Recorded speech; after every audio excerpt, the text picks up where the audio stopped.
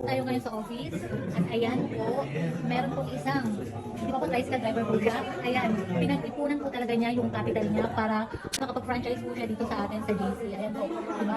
Pag may paraan po talaga, kayang-kayang gawin. At nandito po si Sir. Hello Sir, good afternoon po. Ano nga po pala yung trabaho niyo ngayon? Tricycle driver po. Ayan po, si Sir, isa po siyang tricycle driver. Ano po ang nag-hikayat sa inyo para po mag-franchise po kayo dito po sa JC? Para sa future ng anak ko yan, kaya ng asawa ko. Kaya niyo pong pagsabayan yung pagiging tricycle driver niyo at saka, syempre, yung pagiging dropshipper. Kaya naman po. Okay, talagang sinaya niyo po na makapag-ipon ng worth 17,888. Ilang weeks niyo po o months na 4 months. pinag-ipunan? 4 months po. 4 months po. So, yung po mga coins na yun, kita niyo lang po talaga sa... Sa tricycle. Ay, galing naman ni Sir, di ba?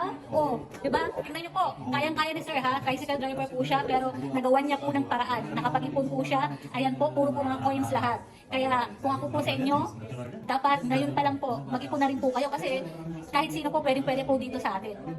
Sir, hindi po padala ni Mrs. nyo? Naku, tinago niyo po kay Mrs. Bakit po? Ayaw mo ba ni Mrs.? Parang hindi siya sa ganitong business eh. Hindi po. Pero pag nagsimula na kayo niyan at nalaman niya na maganda po yung kitaan, syempre, kailangan na po talaga sipag at saka para kumita po tayo, di ba? Saka ko na lang sa kanya ipapaalam.